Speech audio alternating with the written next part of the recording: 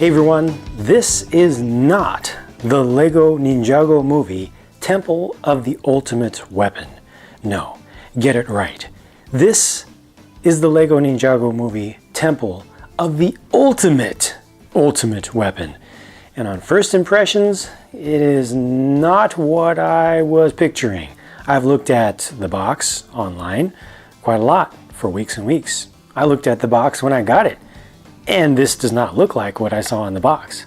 The box doesn't show you how tall the thing is. I mean, seriously, this is just minifig after minifig after minifig after minifig worth of height. I thought it was actually something wider than it is tall, but it's the opposite of that. Look at this.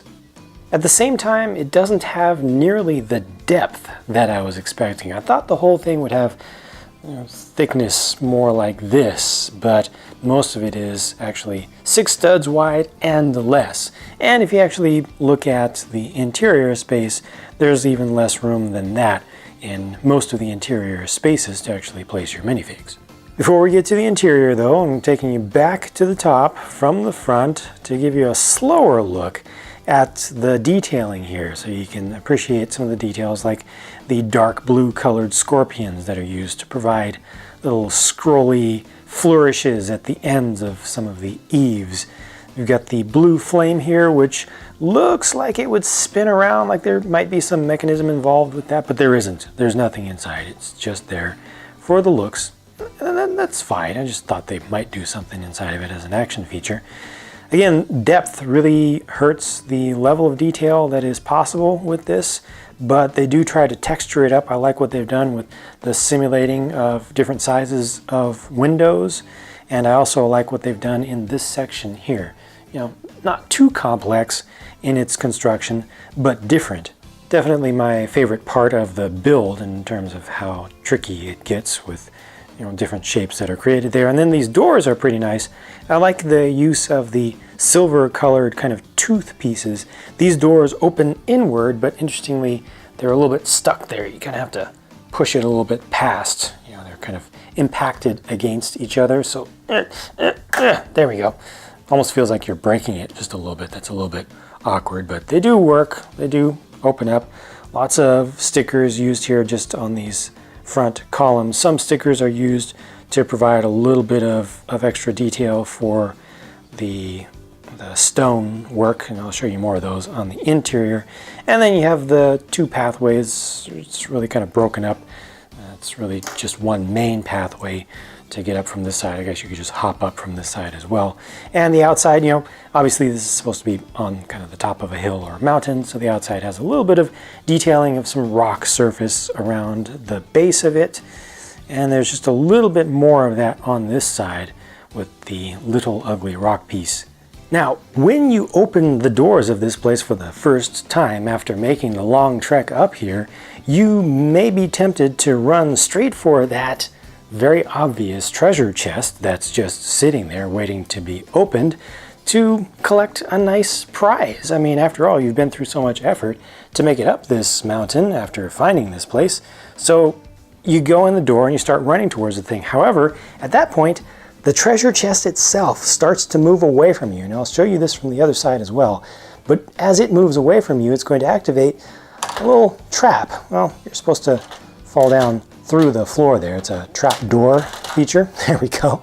So here is how that looks from the other side as the treasure chest moves away from you spontaneously and the trapdoor is activated. Obviously, a trapdoor doesn't always work perfectly. It depends on exactly how you've balanced the figure, but they're supposed to be basically kicked back out onto the mountainside.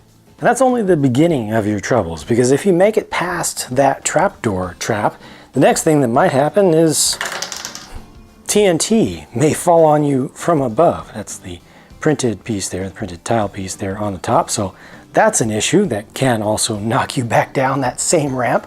And if you think the third time is going to be the charm, well, it's not. Now you're going to get hit by a boulder that just randomly falls down from the ceiling.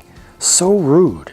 This is actually a nice, simple mechanism with the thin Technic wheel there done in plain reddish brown, useful color, but yeah, it just has a very simple ratchet on it, and to activate that you just push the kind of button over here. I'm glad they didn't make that super bright yellow or red. You know, it's kind of integrated in, so it's not too obvious. That's the way I like to see LEGO design their action features.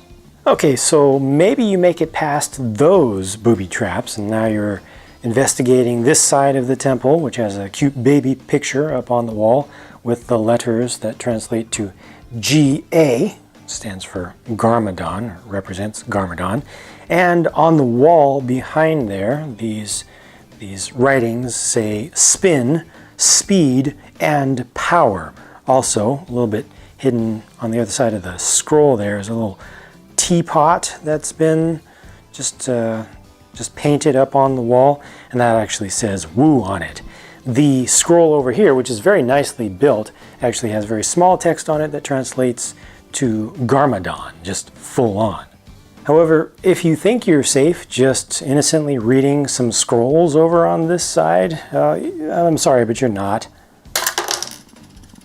There's a disc launcher that's built into the floor that'll take your feet right out from under you, and they have a couple of these printed discs to load that up. Next up, the other side of the temple. Does this one have any booby traps in it though? No. Instead, this actually has an Easter egg.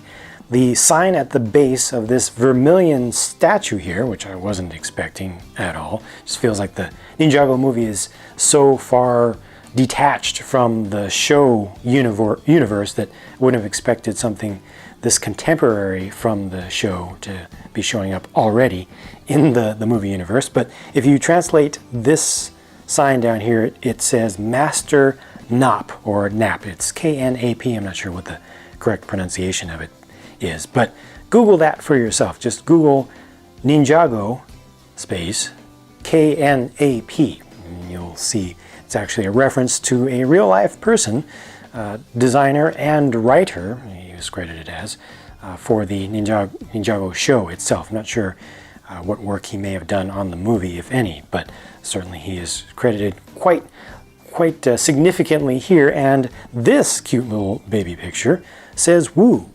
Upstairs there is a display for a katana there, and there actually is another booby trap over here, just a blade that'll just randomly come out.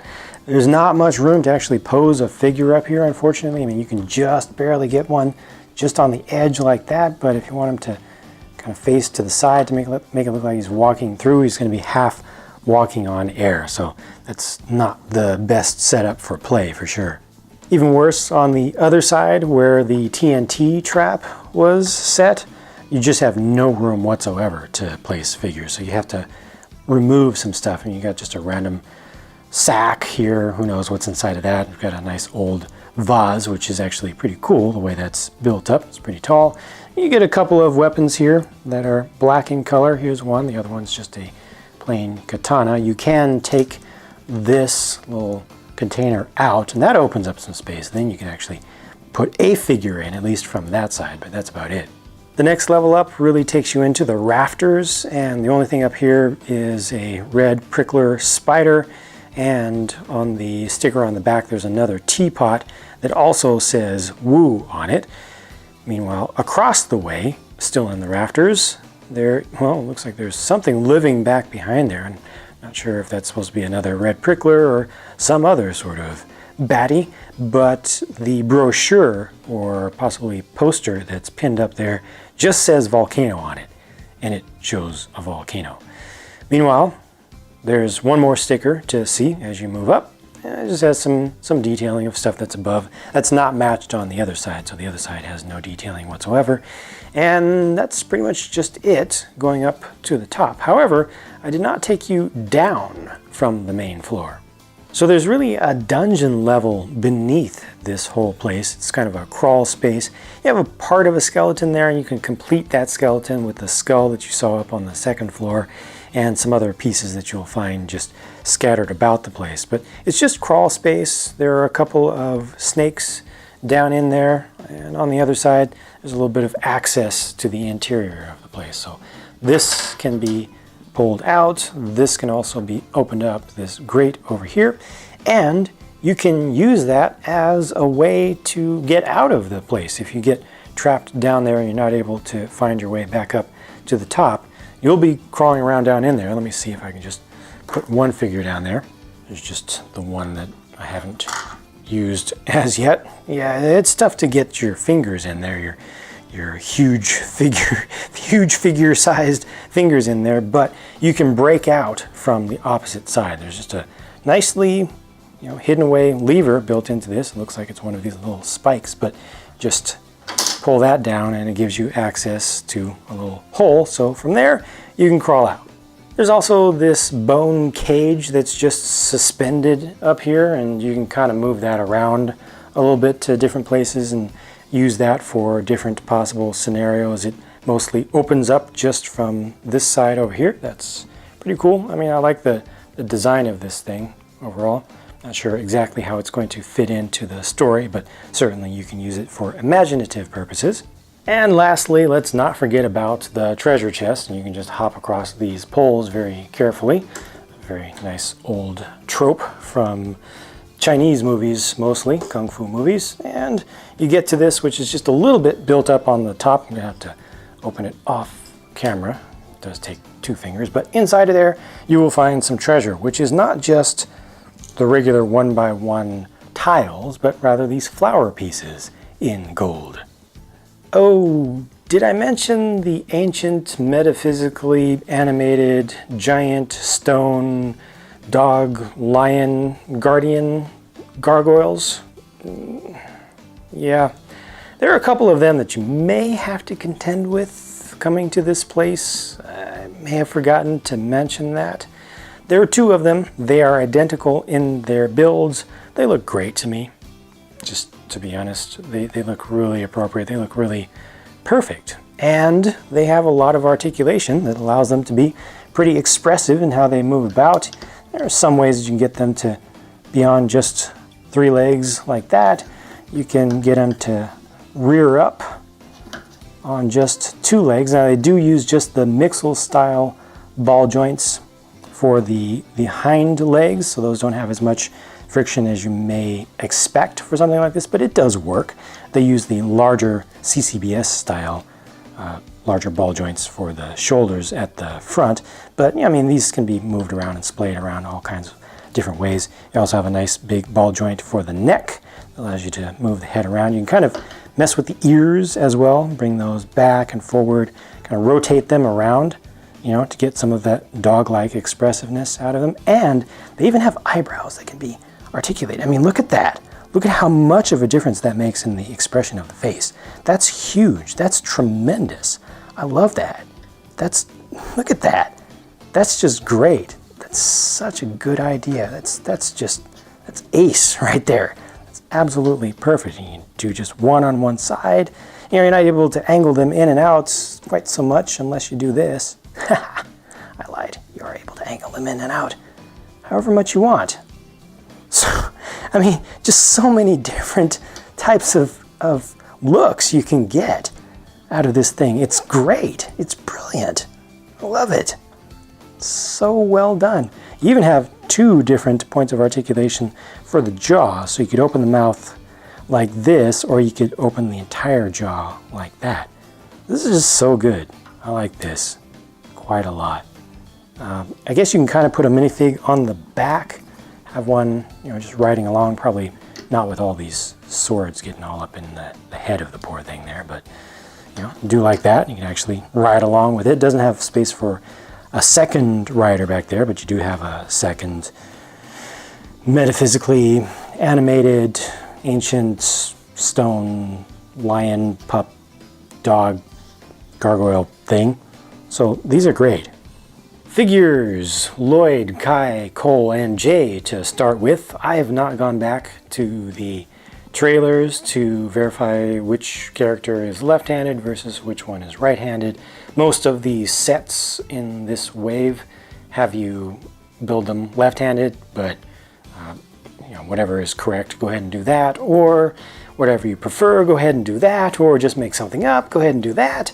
Each one of these right now is showing a face on the front that is not very happy, probably because they've just been through a bunch of very annoying obstacles in the Temple of the Ultimate Weapon, so they're not too happy about that.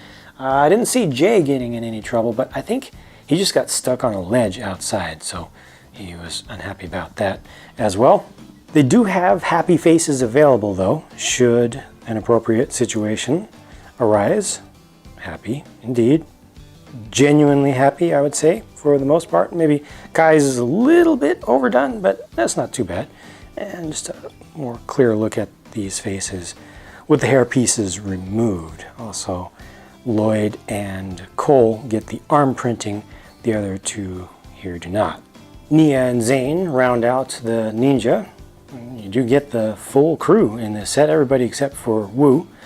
And these are their, once again, more serious and or angry faces. Nia gets some arm printing there, gets the very nice print for the cloth piece, gets arm print on the other side. And Zane does not get an alternate face because of the way his hair is done.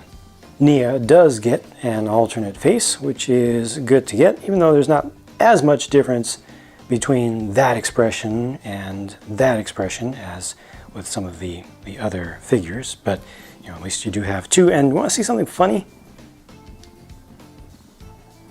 My set came with an extra Cole hairpiece. It's not supposed to, but for some reason it did.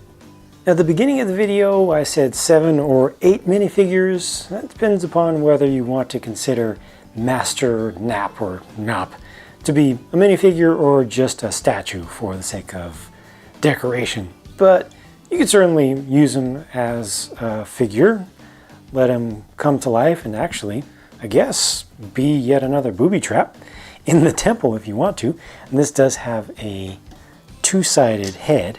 No print for anything else, but that alternate face from the Airjitsu Battlegrounds is pretty cool. Last up, here's Jungle Garmadon with the very curly chest hair exposed. His hip piece is dark brown, but the legs are black with the dark brown print on them. And he also has this nice cloth piece here that I'm assuming is supposed to represent camo, the way it's done up. And you know, you have to remove some stuff. This is dark brown here, the hat, but you have to remove some stuff to see the rest of the prints. Come on, upper torso. There we go. Just a little bit of shoulder blade detail on the back there. But you also want to see his face a little bit better, that facial expression. Nothing too special, too different about that, but that does it for the figures. And that does it for the set. Okay, so lots of figures here. That's good. The gargoyle dog things, very, very cool. The building itself, like I said, just doesn't have the depth that I would like to be able to really use the minifigures on all of the levels. Certainly you can climb around the outside a lot, especially around the mini roof sections. That's really good. And you know, it does have all of those action features built into it, all the booby traps and such, which are nice and all. But I really wish that instead of some of that, or instead of some of the height, they had given us some depth so you could pose more than one figure on one of just the second level even. Not even third level up, just the second level up. This kind of ends up being a bit of a facade where you play around the outside of it, but the interior is really lacking if you ask me. There's detail there, but not room to play. However, you then have to consider the price of this thing, which is really good for its size and for the volume of stuff and the quantity of figures and everything. And you look at the price to part ratio, well, that's just ridiculous. Ridiculously good. So I do think there is good value here, even though I personally am not the hugest fan of the design of the main structure itself. And that does it for my thoughts on this set and my look at it. Hope that I've shown you everything that you wanted to see here thoroughly enough.